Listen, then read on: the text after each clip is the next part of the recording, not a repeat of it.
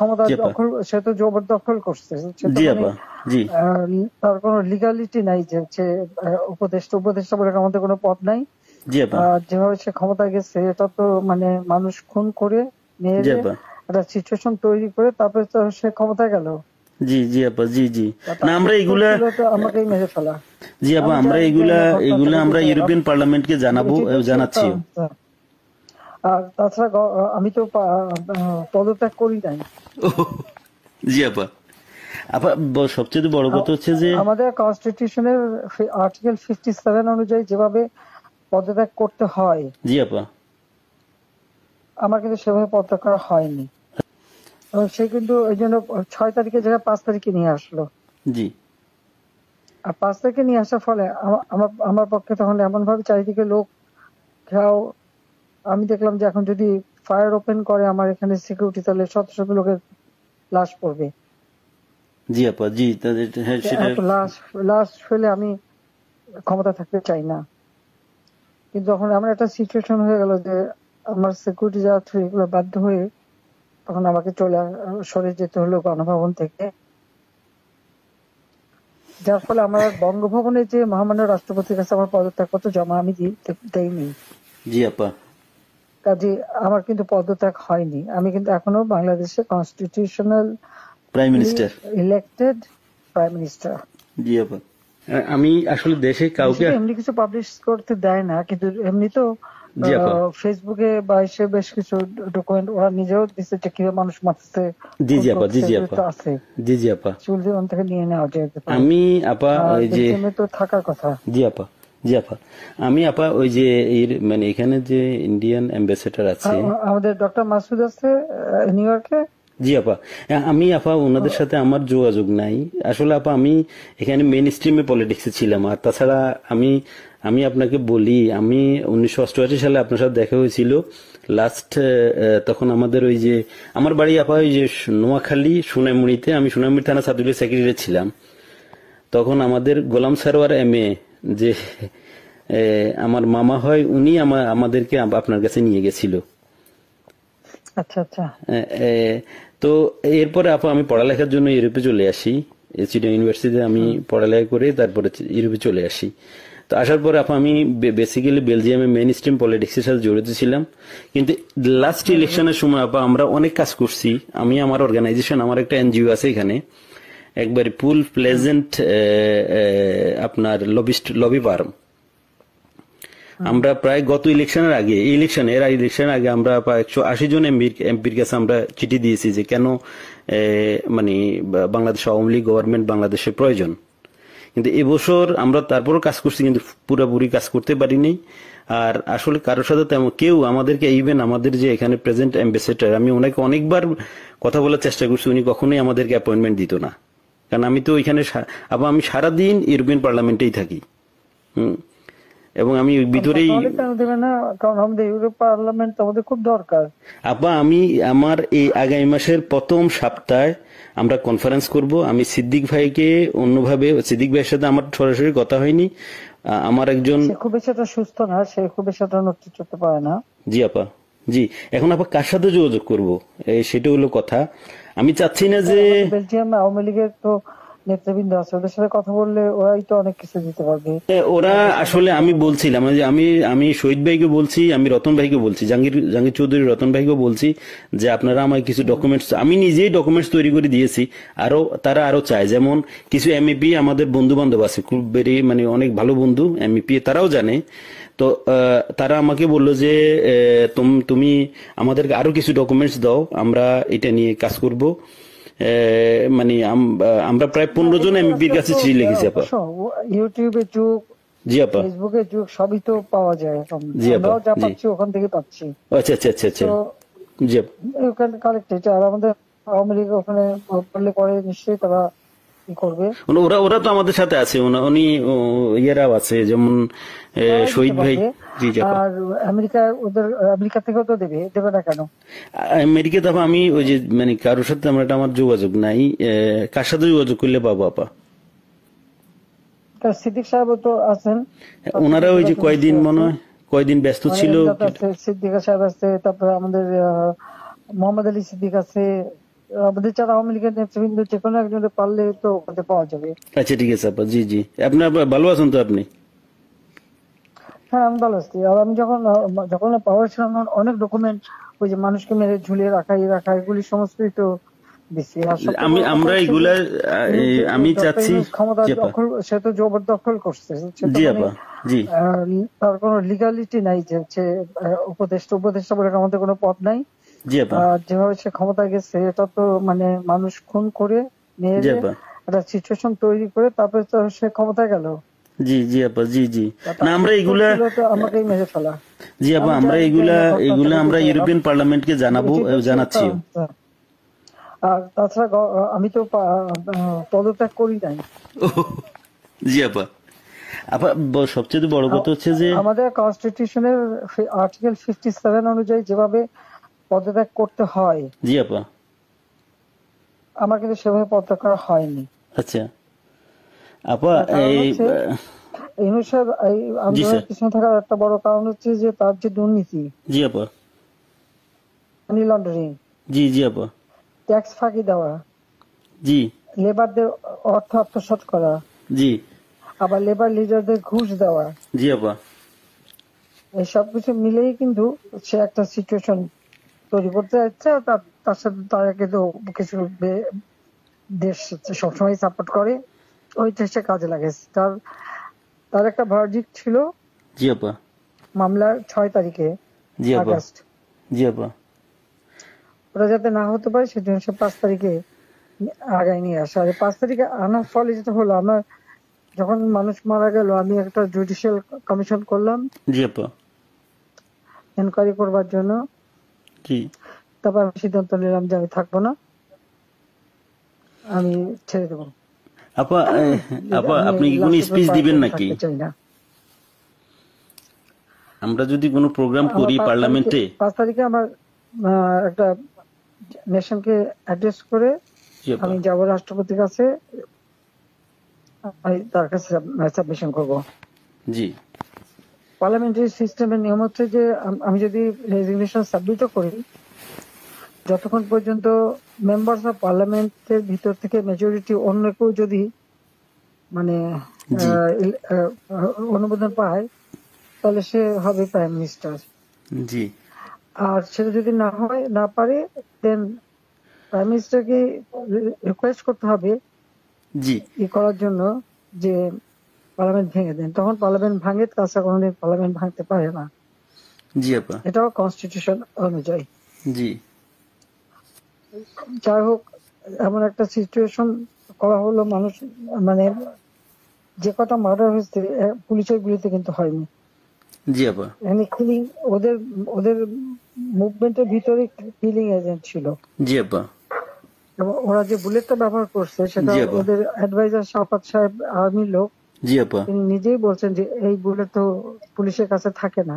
জি আপা। তার মানে জি সাধারণ লোকের কাছে এই আর্ম ছিল। আর ওই বুলেট আমাদের ওটা কার কাছে আছে? কেউ। এবং আজ পর্যন্ত এই বুলেট সম্পর্কে কোনো তদন্ত নেই, বা এই রাইফেল কে ব্যবহার করছে কোনো তদন্ত নেই। এমনকি কিছু লোক, পুরুষ মানুষ জি বোরখা আপা। পরা, জি পুরুষ মানুষ বোরখা পরে জি আপা। যেমন ইন্ডাস্ট্রিতে আগুন দেওয়া থেকে শুরু করে এসে, এবং আমি যখন রুগীদের দেখতে গেলাম, আমি প্রত্যেকটা রুগীকে দেখতে গেছি, আমি প্রত্যেক খাবার দেওয়া তখন মারা গেছে সব ফ্যামিলিকে আমি 10 লাখ করে টাকা, 50,000 টাকা করে দিয়ে তাদেরকে করছি। এবং এনকোয়ারি করার জন্য আমি আমার কমিশনকে আরো বড় করে দিলাম, 3 সদস্য বিশিষ্ট জুডিশিয়াল কমিশন করে দিলাম কমিটি। জি আপা। যাও, সেগুলো তো করতে দেওয়া হয়নি। দেন আমি আমি যখন ডিসিশন নিলাম যে এরকম অবস্থা আমি থাকবো না, জি আপা। ইউনূস সাহেবের কোর্টের কেসের ভার্ডিক্ট ছিল ওই 666 কোটি টাকা ট্যাক্স তার কাছে পাওনা। জি জি জি আপা, এর এটা তো মাফ আগে করে দিল। আরেকটা সে ছিল, তিনি কিছু টাকা পেমেন্ট করছে, তবে এটা মানে তার মানে স্বীকার করলো যে তার ট্যাক্স ফাঁকি আছে। আর এই 666 কোটি টাকার ভার্ডিক্টটা আসার কথা ছিল। আর গ্রামীণ ব্যাংকের এ পর্যন্ত যে টাকা 26,000 কোটি টাকা সে মানি লন্ডারিং করে বিদেশে নিয়ে যাচ্ছে, এটা অডিট রিপোর্টে বের হয়েছে। ও জি আপা। জি ওই ওই ওই ওই ভার্ডিক্ট গুলি মানে ওটার উপরে তার বিরুদ্ধে কেস। এবং সে কিন্তু ওই জন্য 6 তারিখের জায়গায় 5 তারিখে নিয়ে আসলো। জি আর 5 তারিখে নিয়ে আসার ফলে আমার আমার পক্ষে তখন এমন ভাবে চারিদিকে লোক ঘেরাও। আমি দেখলাম যে এখন যদি ফায়ার ওপেন করে আমার এখানে সিকিউরিটি, তাহলে শত শত লোকের লাশ পড়বে। জি আপা, জি হ্যাঁ সেটা। এত লাশ লাশ ফেলে আমি ক্ষমতা থাকতে চাই না। কিন্তু যখন এমন একটা সিচুয়েশন হয়ে গেল যে আমার সিকিউরিটি যাওয়া থ্রু এগুলো বাধ্য হয়ে তখন আমাকে সরে যেতে হলো গণভবন থেকে।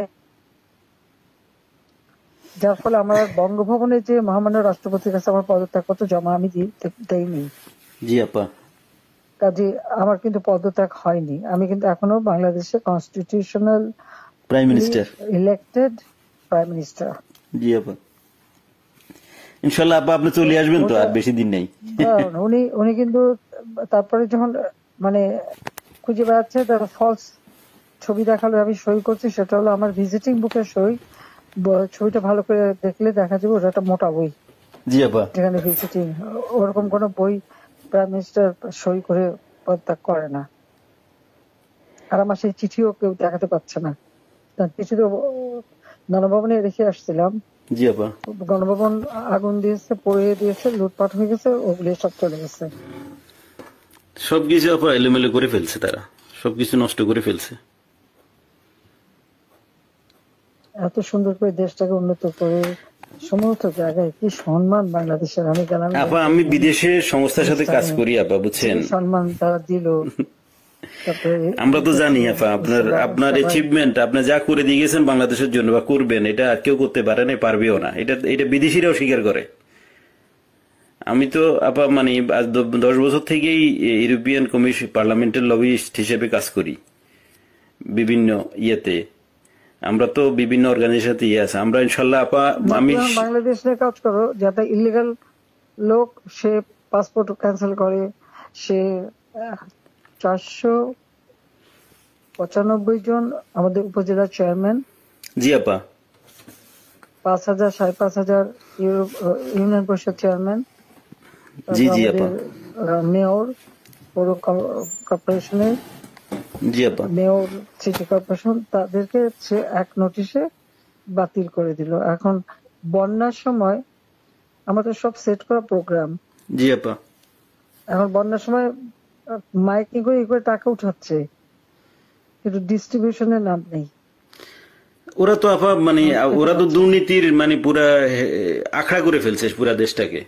এখন তো মানুষের কাছ থেকে জিম্মি করে টাকা নিচ্ছে তারা। হাতে অস্ত্র আর লাঠি, জি আপা, গলা কেটে কেটে আমার আওয়ামী লীগের নেতাদের হত্যা করছে, গুলি করে হত্যা করছে।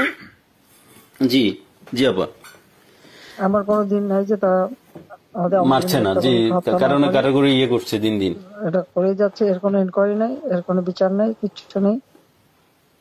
স্কুলের টিচার প্রায় 1,000 কত 200-র উপরে টিচারদের অপমান, স্কুল কলেজ ইউনিভার্সিটির প্রিন্সিপাল তাদেরকে, এই বাচ্চাগুলিকে কিভাবে করে দিয়ে তাদেরকে অপমান করে স্কুল শিক্ষকরা গাছের সাথে বেঁধে রাখে। জি আপা, আমরা এটা লিখছি আপা। এটা আমরা ইউরোপিয়ান পার্লামেন্টের হিউম্যান রাইটস কমিশনের যে চেয়ারম্যান, সে হলো ফ্রান্সের একজন এমপি, তার কাছে লিখছি এবং এর ডকুমেন্টারি আমরা দিয়েছি।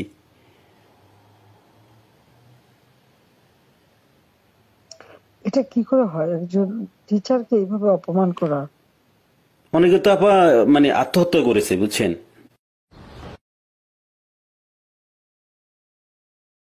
এই অপমানের জন্য। একজন ওখানে হাত ফেল করে মারা গেছে। জি আপা, এই দায়িত্ব কে নেবে?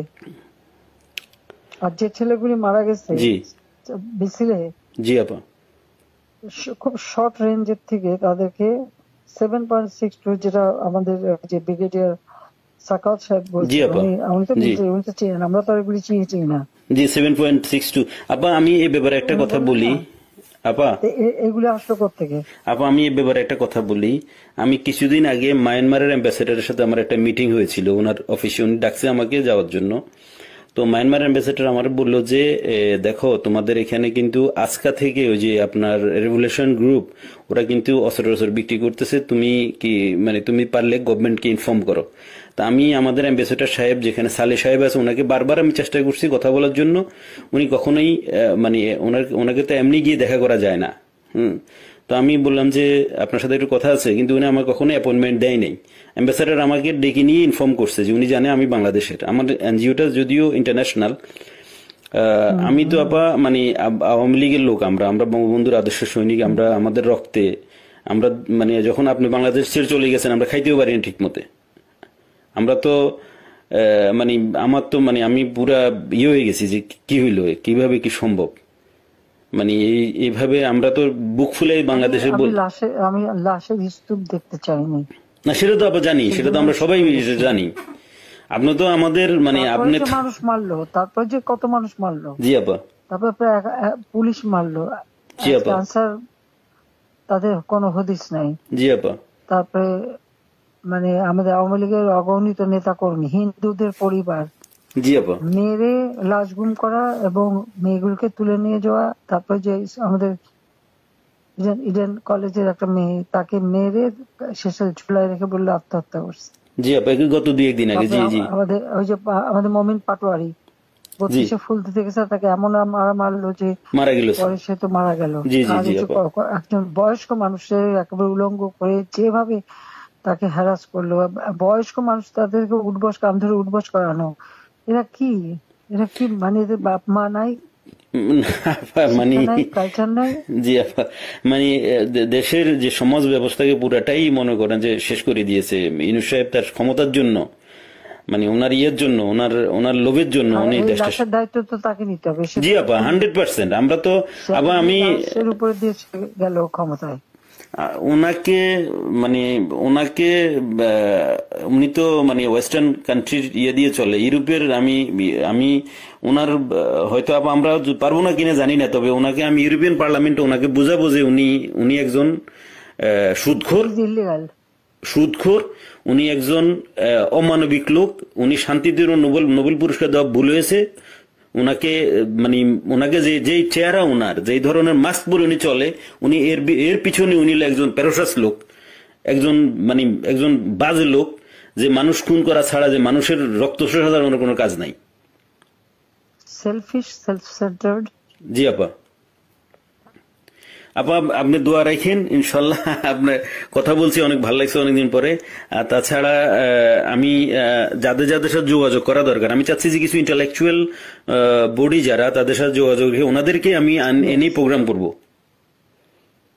না তারা বলুক বাংলাদেশের যে অবস্থাটা, কোথায় আমি নিয়ে গেছিলাম বাংলাদেশকে, জি আপা, আজকে বাংলাদেশ কোথায়।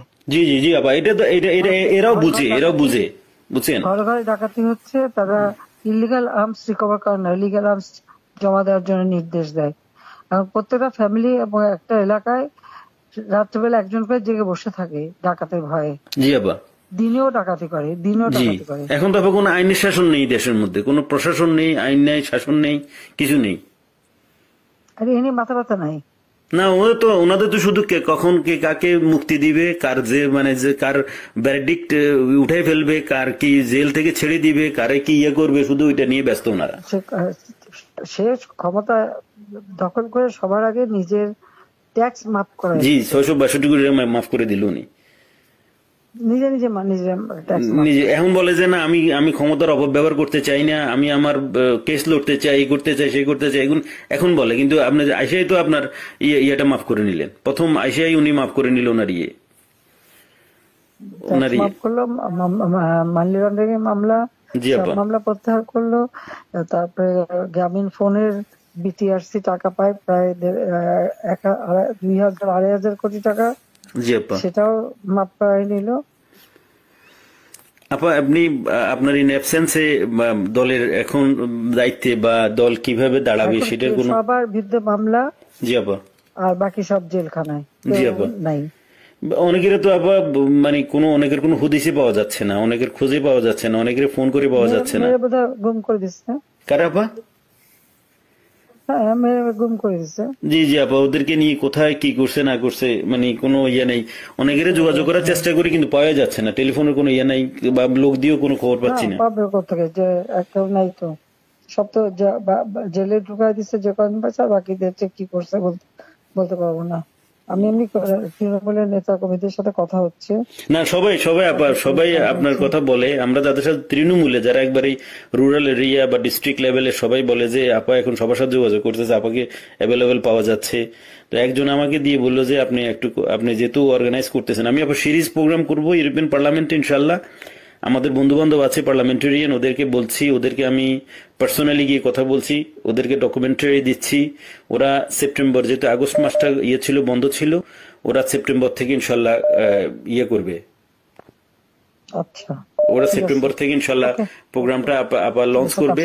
এবং আমরা হিউম্যান রাইটস কমিশনে আমাদের বন্ধু বান্ধব আছে, বাংলা ইউরোপিয়ান কমিশনে এবং ইসিএসসি কমিটির আমি আপা ভেরি মানে আমার ওয়েল কানেক্টেড হচ্ছে SND group, social democratic and progressive অ্যালায়েন্সের সাথে।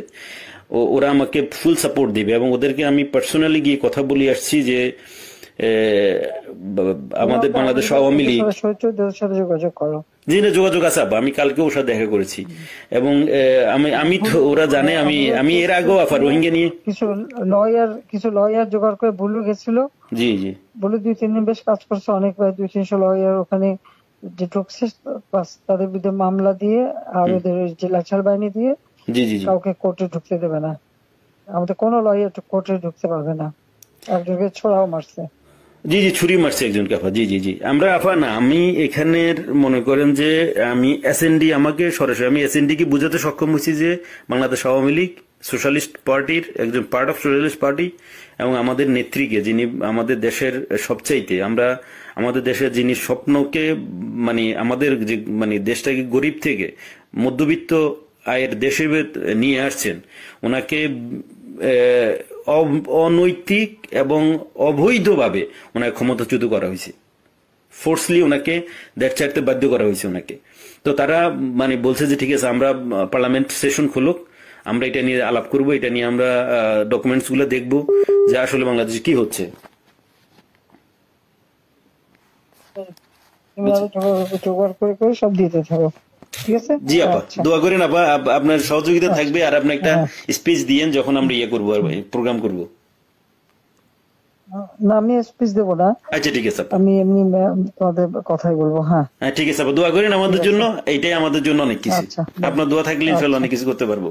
হ্যাঁ হ্যাঁ শিওর ওকে শিওর। আপা, ওকে, আসসালামু আলাইকুম। আচ্ছা আসসালামু আলাইকুম আপা। সালাম।